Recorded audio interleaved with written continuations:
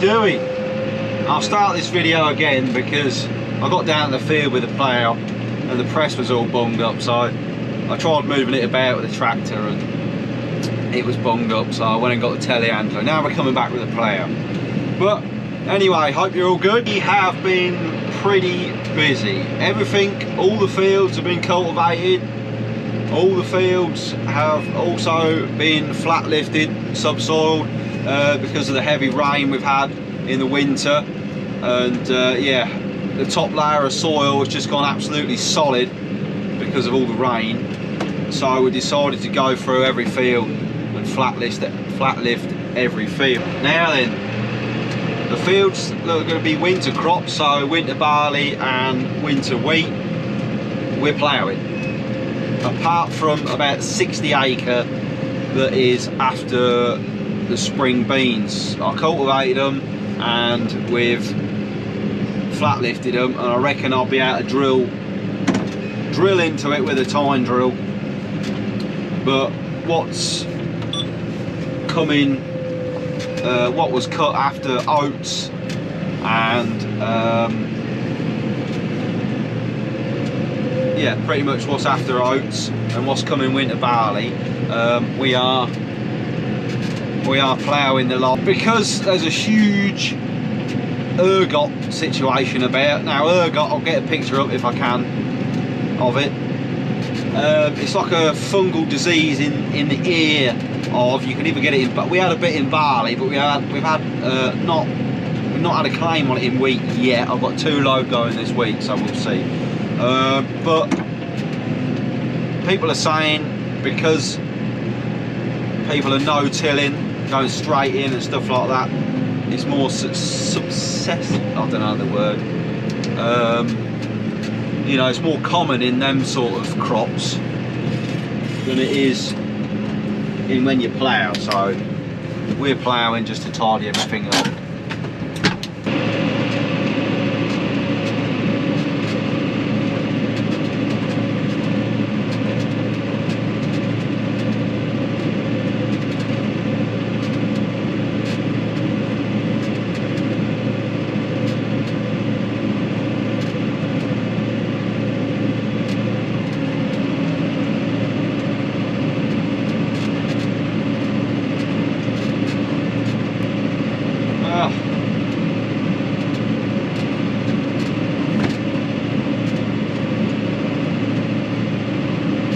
We're ploughing.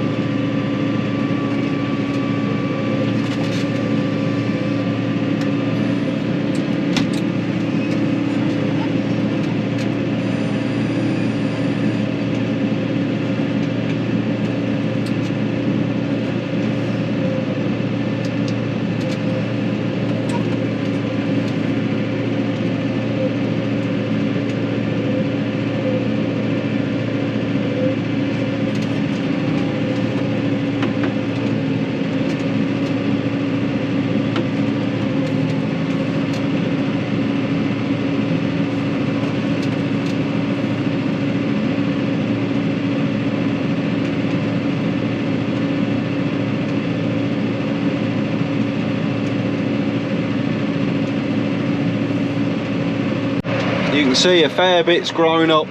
Probably looks worse on the camera from the oats, but that's just how they are. A lot of shales out, hardly anything come off the back of the combine, but you can see we're just burying everything, trying not to bung up with too much straw. It cultivated nice,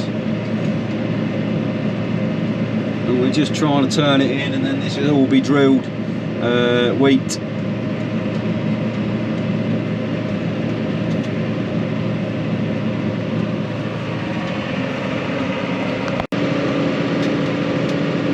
You don't see many people on YouTube do this. The funny thing is, a lot more people are talking about these SFIs and planting wild bird mix and doing all that, and it's what the government wants to hear. Basically it should be some sort of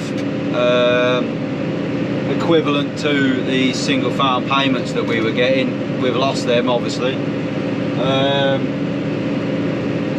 but at least with the single farm payments people were actually still farming. But now the food security in this country, if we ever got into a war, if the imports ever stopped, is absolutely shocking. You know, we wouldn't be able to feed our nation at all. More and more people are getting out farming, understandably, because of how the industry is. More and more people are opting for SFIs because of how the industry is, and it's just such a shame. And I've missed the press. Too busy talking.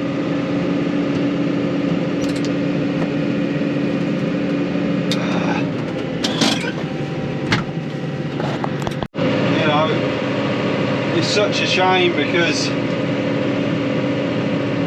they're almost telling us what we can and can't do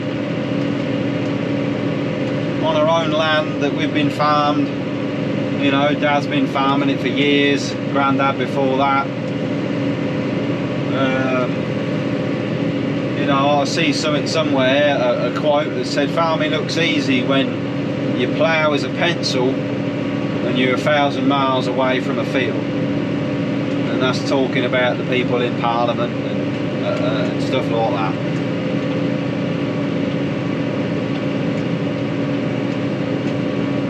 But on a lovely morning like this, September, Monday morning, you can't beat it. Alright, I have to come down here and unbung the press, but and I keep not hitching it up. But look at it.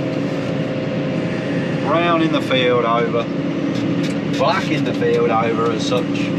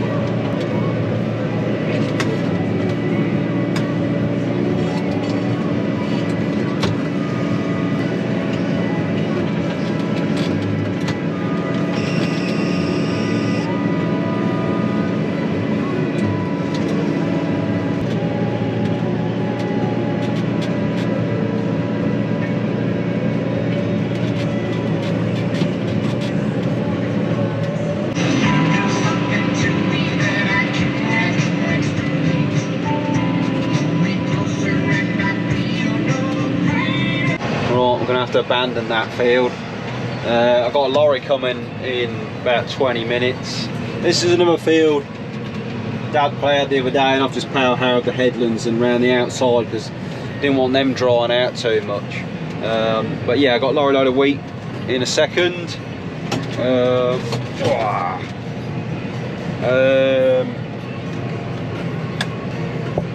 Let's narrow this up.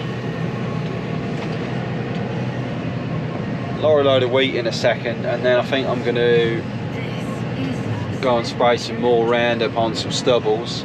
But here's a video of what I was doing yesterday.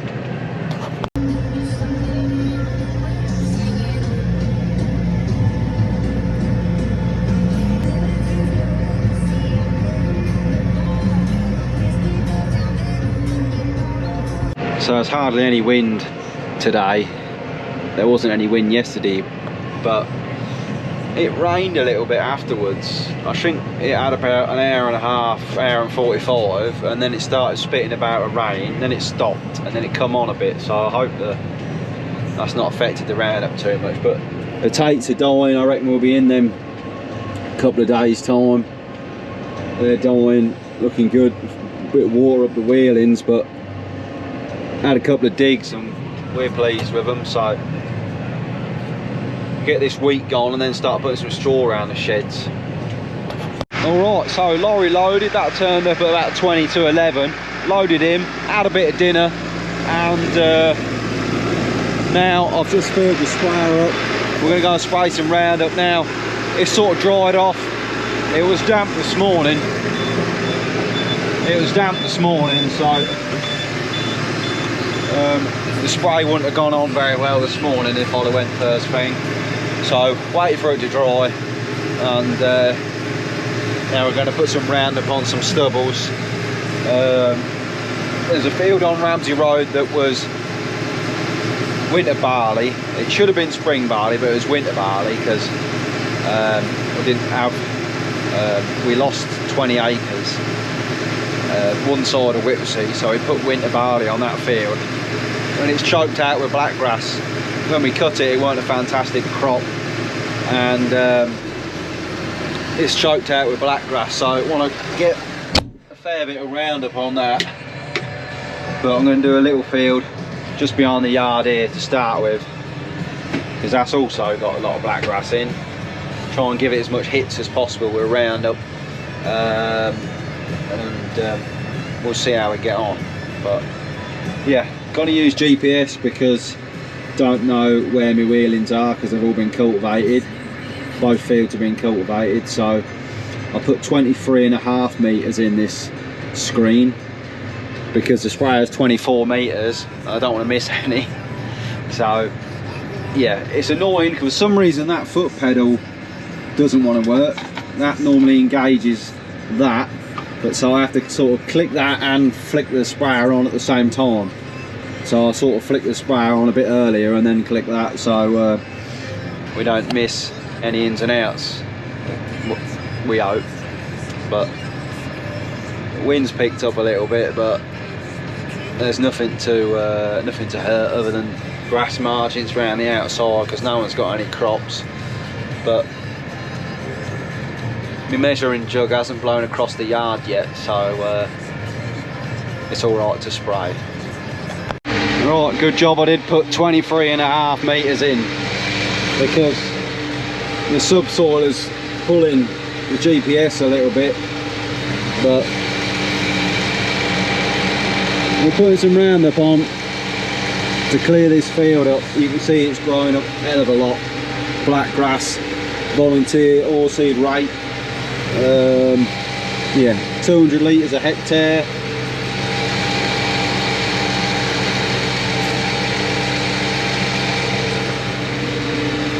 You'll see when I turn around it's weaving a little bit, but that don't matter because I put it in 23.5 meters.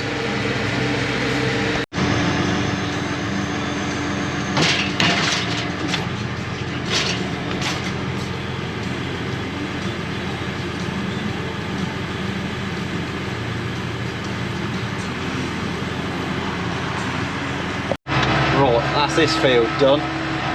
Martin's got the sugar beet harvester. He's in, he's got two big fields over on Ramsey Road. That's what he's doing today. Not that many people out and about really, but yeah, we're empty. I've done the field now, little tiny bit left. So where I started an AB line on the edge of the field, I put another tram line in just to make sure I didn't miss any, because sometimes when you put an AB line in at the edge of the field and then you turn in for your second one next to it, sometimes you miss some. So I've just put another small one in there. It doesn't matter. But because we were going crossways of the, put the AB line along that side there, because the other side's got a bit of a dog leg in. We're going sort of a little angle compared to the subsoiling, so the GPS it just looks like you've just got a slight wave along the field. But like I say, because I put 23.5 metres in there and this 24 metre sprayer, jobs are good. We'll get to the back to the yard, we'll put a bit of water in this and get ploughing again. We'll put a bit of water in it, spray a bit of water out and get ploughing again, I think. Right, so I'm just putting a bit of water through the sprayer, probably 1,000 litres I'll put in there and spray a couple hundred litres out, and then depends what we're on next really. Depends if we do any drilling and put some Roundup in with a pre-emergent spray, don't know, but as long as it's got some water in, I suppose. But this is what we're using, Roundup Energy. Instead of just normal Roundup, this is the Energy one, because you can just tip this straight in, 15 litre cans, tip this straight in, and with the old Roundup you have to put a water softener with it, because I believe the calcium locks onto the, something in the water locks onto the Roundup and they don't work properly. But we've been using Roundup Energy and you get a good kill with it. I really sound like I know what I'm doing.